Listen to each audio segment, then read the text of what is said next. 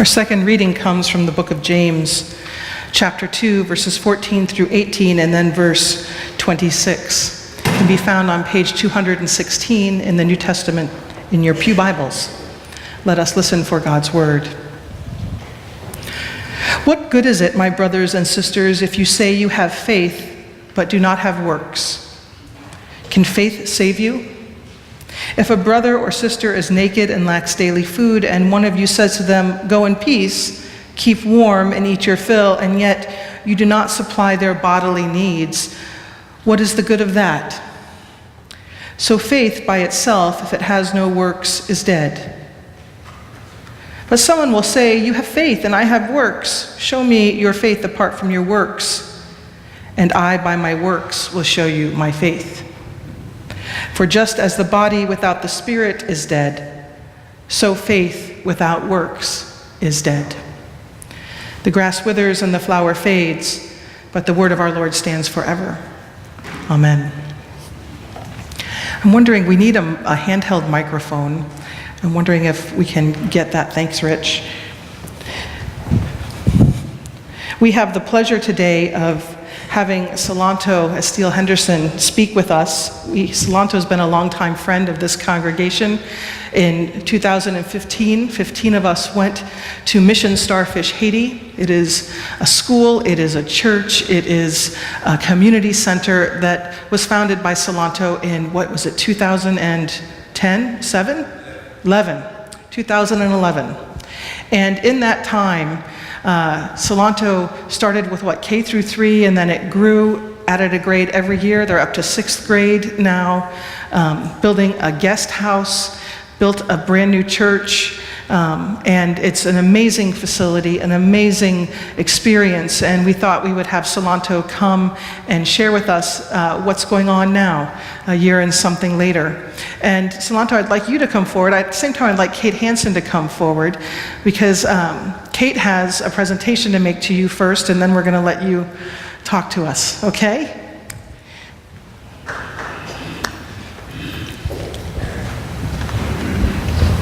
Good morning.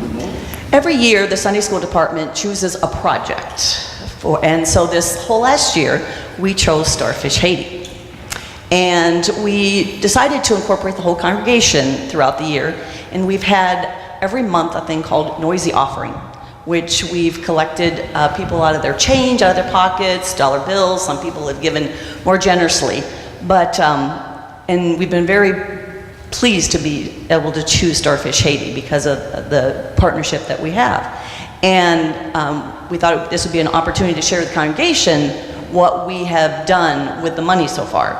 And in the springtime, between the Noisy Offering and the Easter breakfast the youth put on, all the money from that also went to this project. And we sent $600 at that time to help with a trip to the beach or whatever you did happen. Great. And so it was really neat. They were able to take, how many kids went? 60 kids to an experience to see the beach, a place that they've never, a lot of them don't have that opportunity to do. Like for us, it seems so natural, but for them, And so we'd like to present you also with our final $800 check. And this money is going to go towards, it's twofold. It's helping to new uniform shirts. And the way it's twofold is one of the things Silentor has done is gotten the women who do sewing. And so they make the shirts, but they also make a living making these shirts. So it's empowering the women of Haiti also, as well as helping to provide the school uniforms for the kids. And then also some of the rest of the money is going to be used for a community event, which is also a way for them to reach out to the community, bring them in, do an ice cream social, or do some kind of event that kind of, lets the people of the community of Haiti know what Silentor is doing at the school. So here is your check, and thank you for all that you do.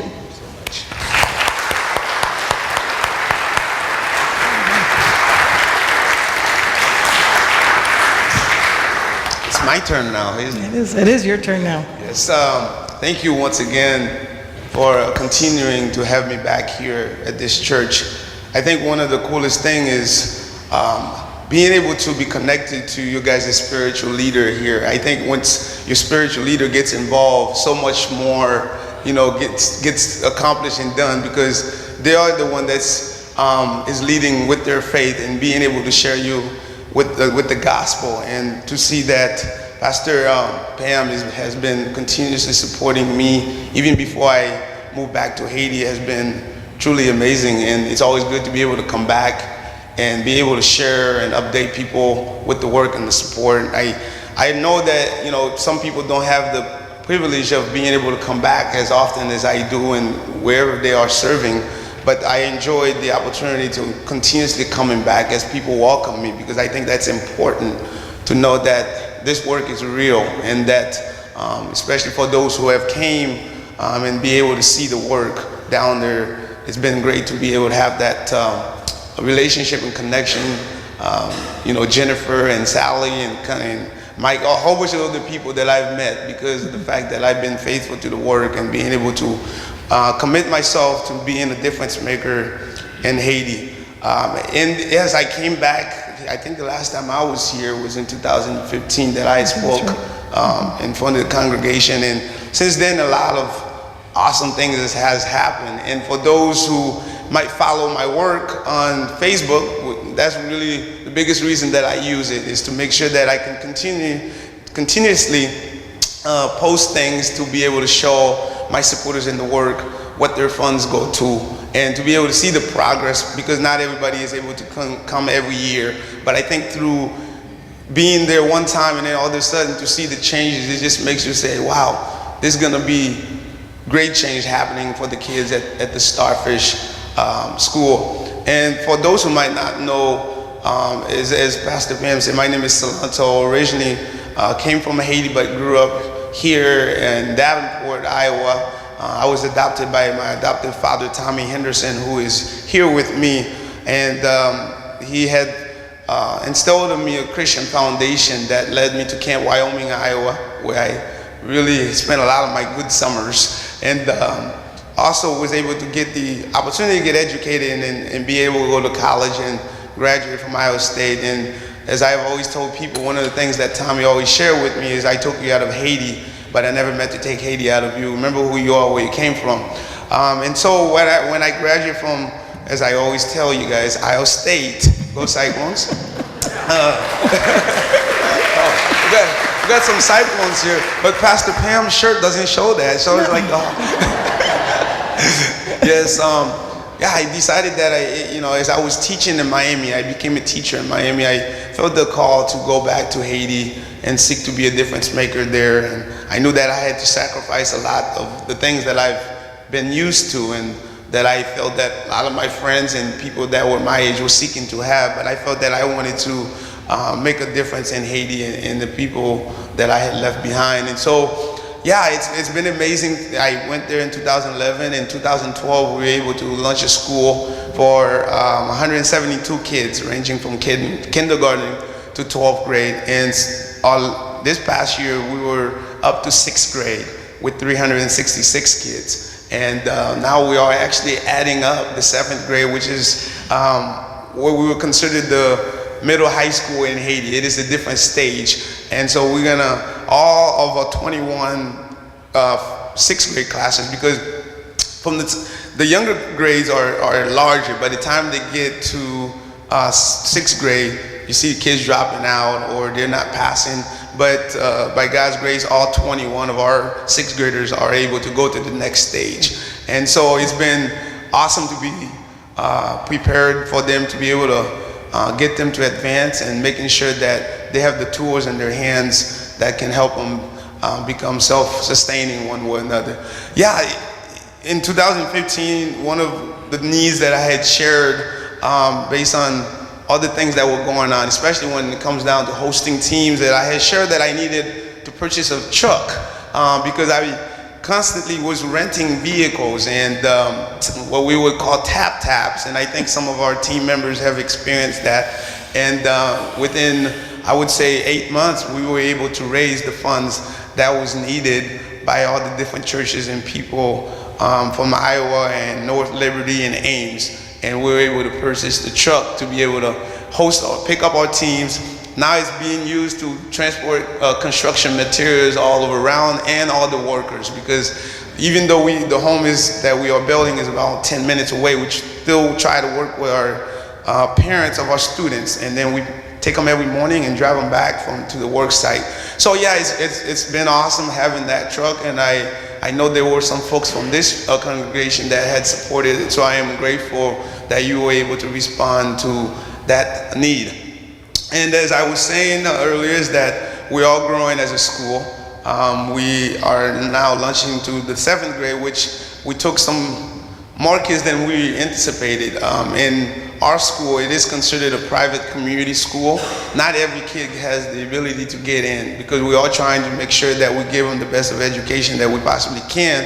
So we want to make sure they have a good, solid foundation, and that means I can't fill up the classroom with 100 kids. And for instance, our first grade, which is kindergarten, that's the only level that kids can actually come into our school. We opened it up for just one day, and we had all the kids that we needed. So if we actually wanted to help build a whole new school, we would have another 172 kids if we wanted to.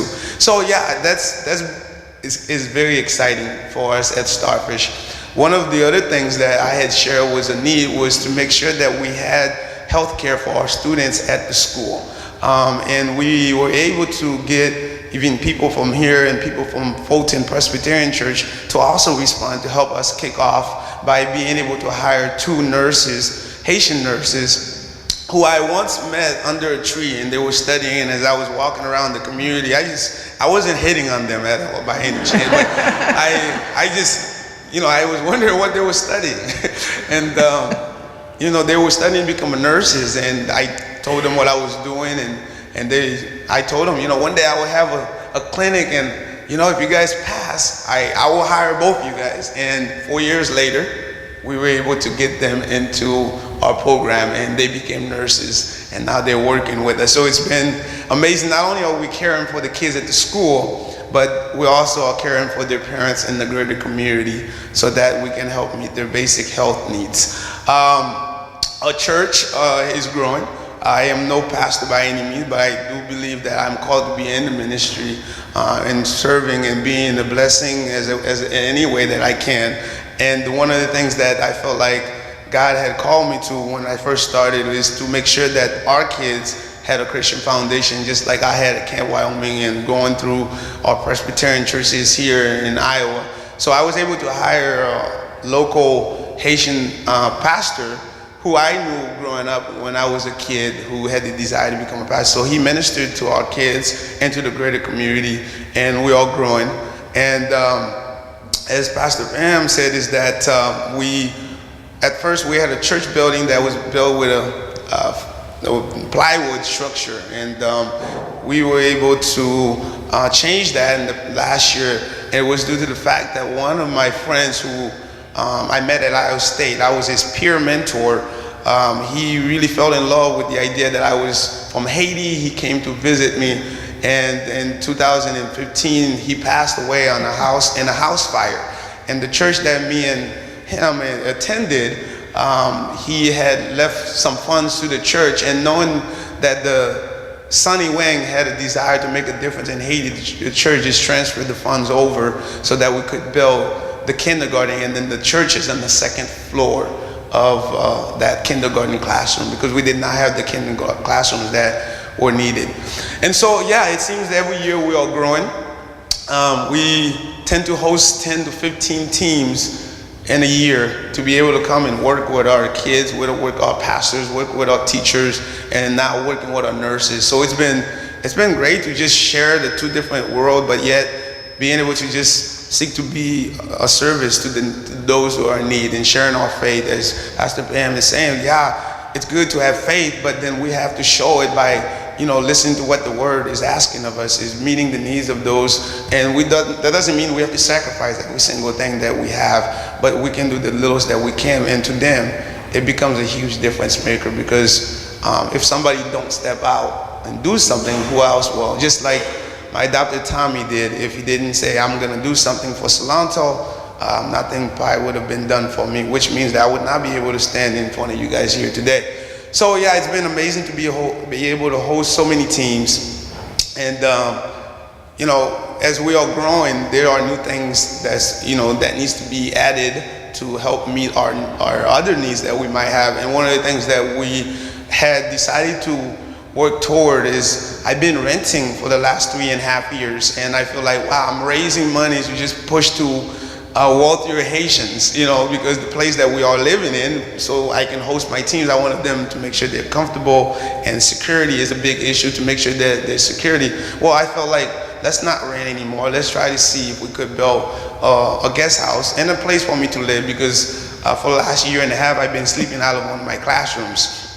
And so then people have been able to support, and Cornerstone Church in Ames, which is the church that I attended in college, felt that I needed a place to live, and they helped kick off the project by giving $25,000, which was huge for us. And so we've been building. For those who have been watching on Facebook, it's been awesome to see the amount of work that has been done, and I'm hoping in another 6 to 8 months to be able to have the whole place completed. And yeah, and so that maybe when you guys come 2018, right? Mm-hmm. Why doesn't it happen in 2017? We'll talk.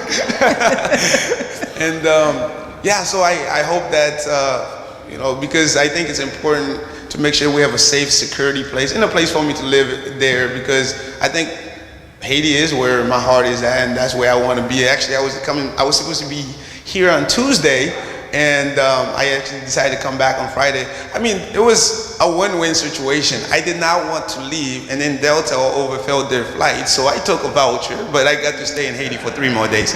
But anyway, so yeah, one of the other biggest things was that I desire to do, and our leaders in Haiti desire to do as well, is making sure that, because of the fact that a small percentage of kids actually go beyond the next level each year, is to provide them the opportunity to have a vocation in their hands, so that if they don't go beyond 7th or 8th grade, because remember, 17 or 18-year-old in Haiti is in the 6th grade.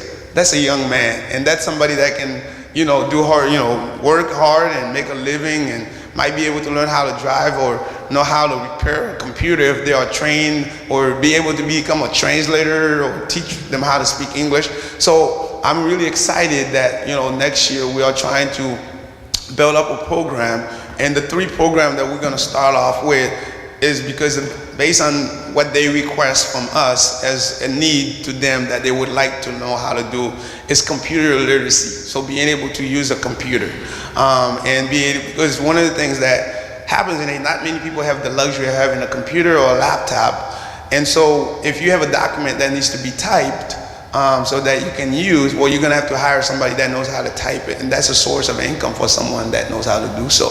And so I want to make sure that all of our 21-year-olds are able to know how to use a computer. The second thing that I am hoping and excited about is, maybe Mike might be excited about that, is teaching them how to drive. As many of you guys who might have been to Haiti, Haitians don't know how to drive real well. They know how to drive, but I want to, and it is a source of income, because when you know how to drive a motorcycle or a vehicle in Haiti, it's constantly needed. And it is something that if you go beyond Haiti, you go to Brazil, Chile, because as maybe you guys might hear, a lot of Haitians are leaving. That's a thing that you can use wherever. You just have to get a little bit more training. And so I want to make sure that my kids at 16, 17, 18-year-olds are able to know how to drive. So I'm excited to see how we can make that happen. For the last 5 years, I've been hiring translators outside of the school. Well, if I have these kids right there that are growing, why can't they become the English speakers that, if I have 10 to 15 teams coming throughout the year, that's 15 income that's coming in based on what I pay a translator. So if I can work with them to teach them how to speak English, that will be able to get them to the point where they can help support themselves, not only at our school, but through any other organizations as I am connected to other people. Say, I have this kid that's been trained by us. Oh, you need a driver? Oh, wait, I got one right here. You know, he'll stay in his lane. So, yeah. But so, yeah, it's very, very, very exciting, all the good things that are going on. And it's good to be back, to be able to update and connect people. And God has been good to me. And I feel that this is the life that I was set out to live. And I think a lot of times we look for a purpose, and as I live and work in Haiti, I feel like my purpose is to continue work to better the lives of those people, and I find so much joy in it. I feel rich through the fact that I get to see the kids are smiling, and 400 kids, and we have over 40 employees that are working, getting a monthly salary, getting health care provided to the people. And I think one of my greatest joy is being able to connect with people back here in Iowa who might have never thought of doing something, or not just in Iowa, wherever I get the opportunity to go speak. And I feel like God is working in these churches, into these communities. And as I was saying earlier, it is awesome when your spiritual leader gets involved, because they are the one that you have to, listen to every Sunday. And when they get involved and say, here, this is how you can, one way you can live out your faith, it is by working and serving those in need, the least of them. It is awesome to see that I can continue to be welcome back here as well. It's not, even though Jennifer could say, Silentor, I want you to come back, but when you hear Pastor Pam invite you, it's like, awesome, thank you for doing so. And I am glad, and I continue to hope that I come back here, and I'm excited to talk about the next, the 2018 trip. And if anybody wants to know how to help and support the works, I would say one of my biggest desires is trying to figure out how to get that driver's ed school up and running. And so I maybe Mike is probably the best person to talk to about that, because I want my kids to know how to drive. So yeah, thank you so much for having me, and I am grateful for having my adoptive father here, and I'm grateful for this community and the support to willing to be a difference maker alongside me. Thank you so much.